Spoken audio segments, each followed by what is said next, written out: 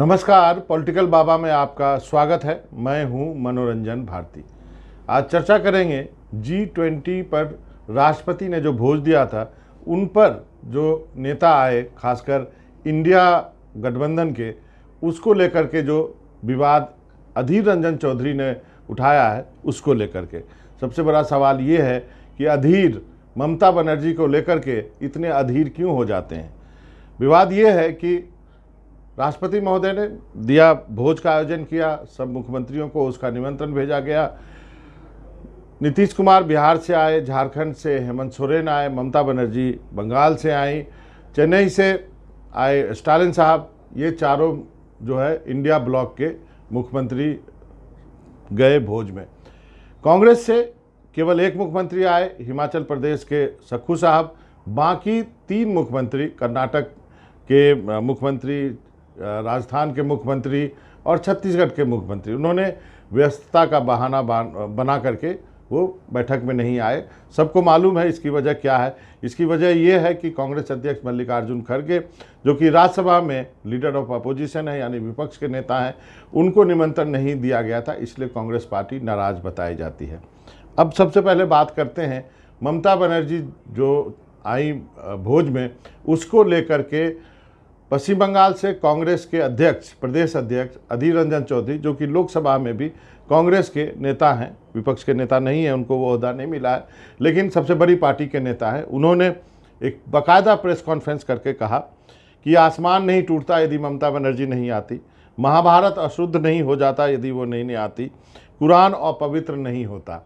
और ये सारी बातें कही। उन्होंने कहा कि ममता बनर्जी के दिल में इंडिया गठबंधन नहीं है, वो मजबूरी में इंडिया के साथ हैं, क्योंकि वो पश्चिम बंगाल में कांग्रेस को ख़त्म करना चाहती हैं। उनकी आपत्ति ये भी थी कि जिस मेज़ पे ये ममता बनर्जी बैठी, उस मेज़ पर उत्तर प्रदेश के मुख्यमंत्री योगी आदित्यनाथ भी थे और केंद्रीय गृह मंत्री अमित शाह भी थे। इस पर भी अधीर रंजन चौधरी ने आपत्ति जताई कि वो इनके साथ क्यों खाने पे बैठी, क्या बातचीत की। और उन्होंने कहा कि जैसे बंगाली में कहते थे, क्या आलोचना हुई। आलोचना हिंदी वाली आलोचना नहीं, आलोचना का मतलब बांग्ला में होता है क्या बातचीत हुई। ये सारी बातें जो लोगों को बताई जाए पश्चिम बंगाल के मुख्यमंत्री के द्वारा। अब इसका जवाब जो है वो दिया गया। टीएमसी के सांसद शांतनु रे ने कहा कि अधीर रंजन चौधरी को प्रोटोकॉल का कोई ज्ञान नहीं है। इंडिया के लिए ममता बनर्जी की प्रतिबद्धता पर कोई सवाल नहीं उठा सकता है, ये बात कही गई तृणमूल कांग्रेस की तरफ से। अब इसको लेकर के बेवजह से विवाद खड़ा हो गया। नीतीश कुमार ने कहा कि हमारी मुलाकात 18 महीने बाद प्राइम मिनिस्टर से हुई, सब ठीक है। लेकिन इस बात पर कोई चर्चा नहीं कर रहा है कि कांग्रेस के 3 मुख्यमंत्री नहीं आए, लेकिन सक्खू साहब वहाँ क्या करने चले गए थे। क्या कांग्रेस ने मुख्यमंत्रियों के ऊपर छोड़ दिया था कि आप जाइए?